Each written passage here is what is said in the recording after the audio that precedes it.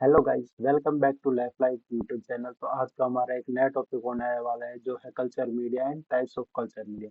तो सबसे पहले देखते हैं कल्चर मीडिया की हमें रिक्वायरमेंट क्यों होती है। देखिए, सपोज करिए कि हमारे पास लैब में कोई भी सैंपल आते हैं तो हमारे पास 4 या 5 टाइप के सैंपल आते हैं, लाइक यूरिन हो गया, सीएसएफ हो गया, या फिर कोई अदर बॉडी फ्लूइड हो गया, स्पूटम हो गया, स्टूल हो गया, या फिर ब्लड हो गया। ठीक है, तो ये जो सैंपल्स हमारे पास आते हैं तो ये 1 या 2 ml ही आते हैं। ठीक है, तो 1 या 2 ml के अंदर बहुत ही कम अमाउंट में है ना बैक्टीरिया प्रेजेंट होते हैं। ठीक है, अब मान लो सपोज करो 20 बैक्टीरिया प्रेजेंट है इसके अंदर, बहुत ही कम अमाउंट में है। ठीक है, अब अगर हम इसकी स्लाइड बनाएंगे, इसको स्टेन करेंगे, तो अगर इसको स्टेन करते वक्त मान लो इसमें से 5 से 7 माइक्रोलीटर उठाया, हमने 10 माइक्रोलीटर सैंपल उठा लिया, अगर उसमें दो 2000 ml में 20 है, तो हम तो बहुत ही कम अमाउंट में उठा रहे हैं ना, 10 माइक्रोलीटर उठा रहे हैं, क्या पता उसके अंदर आए भी ना भी आए।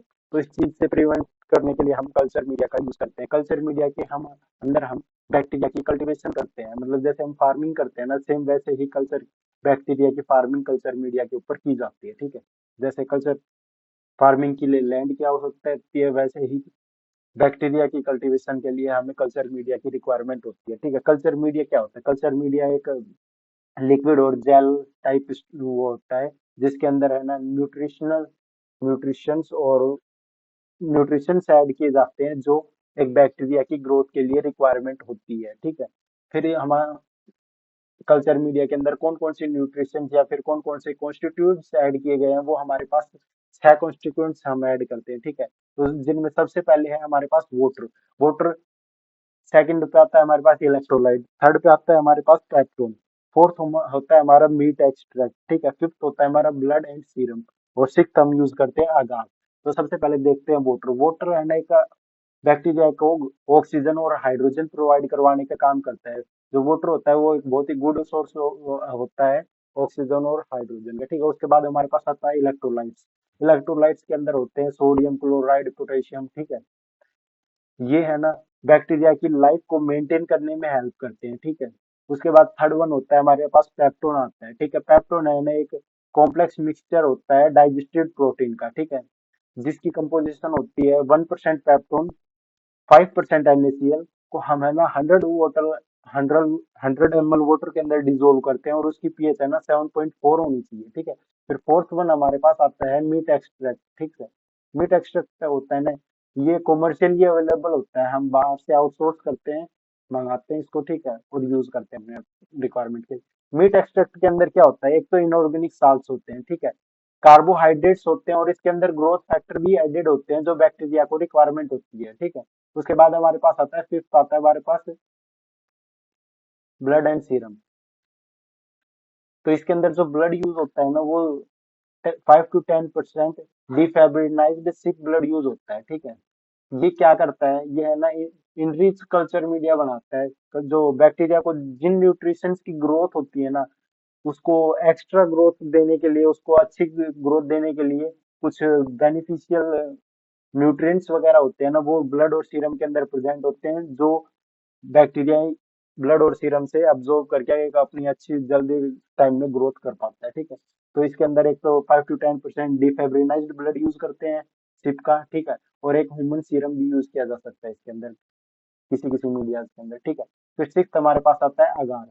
अगार क्या होता है? अगार है ना, ये सीविड से प्रिपेयर किया जाता है, जो एक एल्गी है जो ओशियंस के अंदर पाई जाती है। ठीक है, इसके अंदर है ना पॉलीसैकेराइड्स प्रेजेंट होते हैं, और कुछ अमाउंट में प्रोटीन्स होते हैं, small amount of proteins and variety of inorganic salts इसके अंदर प्रेजेंट होते हैं अगार के अंदर। ठीक है, ये है ना कॉमर्शियली हमें पाउडर फॉर्म में मिलता है। ठीक है, इसकी जो कंसंट्रेशन है वो हम 2 to 3% यूज करते हैं, किसी किसी केस में 0.2 to 0.4% करते हैं, वो मैं आपको आगे बता दूंगा। ठीक है, इसका जो मेल्टिंग पॉइंट होता है वो 98 डिग्री होता है। ठीक है, ये इसका मेल्टिंग पॉइंट होता है 98 डिग्री, और इसका सॉलिडिफाइंग पॉइंट होता है 42 डिग्री सेल्सियस।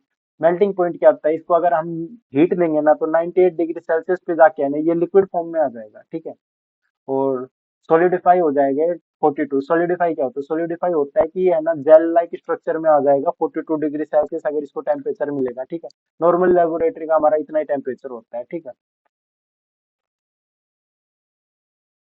जो न्यूट्रिशन ये आगार होता है, ये है ना कोई न्यूट्रिशंस वगैरह तो प्रोवाइड नहीं करता बैक्टीरिया को, बट ये जो कल्चर मीडिया है ना उसको सॉलिडिफाई करता है, ठीक है, उसको सॉलिडिफाई एजेंट बोला जा सकता है आगार को, ठीक है। उसके बाद हमारे पास मीडिया को है ना क्लासिफाई किया गया है तीन बेसिस के ऊपर। एक तो उसकी फिजिकल स्टेट के ऊपर, ठीक है, एक उसके मोलिकुलर प्रेजेंस ऑफ ऑक्सीजन के ऊपर, और थर्ड है उसके न्यूट्रिशनल फैक्टर्स के ऊपर, ठीक है। तो सबसे पहले हम देखते हैं फिजिकल स्टेट के ऊपर, ठीक है। तो फिजिकल स्टेट के ऊपर उसको तीन में डिवाइड किया है। एक तो होता है लिक्विड मीडिया, ठीक है, जिसको हम ब्रोथ बोलते हैं। एक होता है सेमी सॉलिड मीडिया और एक होता है सॉलिड मीडिया। तो जब लिक्विड मीडिया के अंदर हमें ना 0.2 to 0.4% अगर अगार ऐड करते हैं ना, तो ये सेमी सॉलिड मीडिया बन जाएगा, ठीक है। और अगर वहीं अगर हम इसके अंदर लिक्विड मीडिया के अंदर अगर 2 to 3% अगर अगार ऐड करते हैं, तो ये सॉलिड मीडिया बन जाएगा। और 0.2 to 0.4% अगर अगार ऐड करते हैं तो ये सेमी सॉलिड मीडिया बन जाता है, ठीक है। अब देखते हैं आगे, ठीक है। फिर on the basis of presence of molecular oxygen के बिहाफ पे इसको दो पार्ट्स में डिवाइड किया है। एक तो एरोबिक मीडिया और एक सेकंड वन है अनएरोबिक मीडिया, ठीक है। एरोबिक मीडिया क्या होता है? एरोबिक मीडिया वो होते हैं जिनको है ना ऑक्सीजन की रिक्वायरमेंट होती है अपनी ग्रोथ के लिए, ठीक है। और एनारोबिक मीडिया वो होते हैं जिनके सीओ टू की होती है, ठीक है। एनारोबिक मीडिया के अंदर ऑक्सीजन की रिक्वायरमेंट होती है और एनारोबिक मीडिया के अंदर सीओ2 की रिक्वायरमेंट होती है, ठीक है। एब्सेंस ऑफ ऑक्सीजन होती है एनारोबिक में, ठीक है। फिर उसके बाद में बेस्ड इनकी न्यूट्रिशनल फैक्टर्स के बिहाफ पे है ना इसको फोर पार्ट्स में क्लासिफाई किया गया है या फिर डिवाइड किया गया है बोल सकते हैं हम। तो फर्स्ट वन आता है हमारे पास सिंपल मीडिया, सेकंड होता है हमारे पास कॉम्प्लेक्स मीडिया, और थर्ड होता है सिंथेटिक मीडिया, और फोर्थ होता है हमारे पास स्पेशल मीडिया। जो स्पेशल मीडिया है ना इसको फर्दर क्लासिफाई किया गया है सेवन पार्ट्स के अंदर, ठीक है। जो है हमारे enriched media, enrichment media, selective media, differential media, indicator media, transport media और शुगर मीडिया, ठीक है। सबसे पहले हम डिस्कस करते हैं सिंपल मीडिया। सिंपल मीडिया क्या होता है, ठीक है। सिंपल मीडिया वो मीडिया है जिसके अंदर 1% तो मीट एक्सट्रैक्ट प्रेजेंट है और उसके अंदर पेप्टोन वाटर। अगर ये दो कंपाउंड्स, अगर दो चीज अगर किसी भी मीडिया के अंदर प्रेजेंट है तो उसको हम बोल सकते हैं सिंपल मीडिया। अब देखिए सिंपल मीडिया के अंदर अगर हम कुछ भी ऐड करेंगे ना तो एक स्पेशल मीडिया बन जाता है। अगर अगर हम उसके अंदर 0.5% ग्लूकोज ऐड कर देंगे तो वो ग्लूकोज ब्रोथ बन जाएगा, ठीक है। अगर वहीं हम उसके अंदर थोड़ा न्यूट्रिशन ऐड कर देंगे तो वो न्यूट्रिएंट ब्रोथ बन जाएगा, ठीक है। अगर हम उसके अंदर 2 to 3% अगार ऐड कर देंगे तो न्यूट्रिशन अगार बन जाएगा, ठीक है। अगर वहीं अगर हम उसके अंदर ब्लड ऐड कर देंगे तो ब्लड अगार बन जाएगा, ठीक है। फिर होता है कॉम्प्लेक्स मीडिया। सिंपल मीडिया को छोड़कर जितने भी मीडिया बच गए ना वो सारे कॉम्प्लेक्स मीडिया होते हैं, ठीक है। कॉम्प्लेक्स मीडिया के अंदर बैक्टीरिया को जिस न्यूट्रिएंट की रिक्वायरमेंट होती है वो हम ऐड कर देते हैं तो वो कॉम्प्लेक्स मीडिया हो जाता है, ठीक है। फिर होता है हमारे पास थर्ड वन आता है सिंथेटिक मीडिया। सिंथेटिक मीडिया है ना नॉर्मल लेबोरेटरी के अंदर यूज नहीं करते हैं, ये सिर्फ स्टडी पर्पज के लिए यूज किया जाता है या फिर रिसर्च पर्पज के लिए। इसका यूज होता है मेटाबॉलिक रिक्वायरमेंट्स के लिए किया जाता है। इसका एक एग्जांपल है ड्यूबोस मीडियम विद ट्विन 80, ठीक है। इस फिर हमारे पास फोर्थ वन आता है स्पेशल मीडिया। स्पेशल मीडिया को फर्दर क्लासिफाई किया गया है सिक्स पार्ट्स के अंदर। फर्स्ट है हमारे पास इनरिच्ड मीडिया। इनरिच्ड मीडिया क्या होता है? इनरिच्ड मीडिया के अंदर जो हमारे पास सिंपल मीडिया था अगर उसी के अंदर ब्लड सीरम को ऐड किया जाता है तो वो ब्लड अगार बन जाता है, ठीक है। अगर वहीं इसके अंदर बैक्टीरिया के अंदर अगर जो ब्लड अगार मीडिया है वो स्ट्रेप्टोकोकस के लिए यूज किया जाता है। अगर ब्लड अगार को थोड़ा हीट किया जाता है टू थोड़ा हीट करने के बाद उसके अंदर चॉकलेट अगार में वो कन्वर्ट हो जाता है। फिर उसके बाद में आता है enrichment media. Some substance is absolutely bacterial. Enrichment media के से पहले होता है हमारे पास सेलेक्टिव मीडिया। सेलेक्टिव मीडिया क्या होता है? सेलेक्टिव मीडिया के अंदर कुछ न्यूट्रिशन ऐड किए जाते हैं जो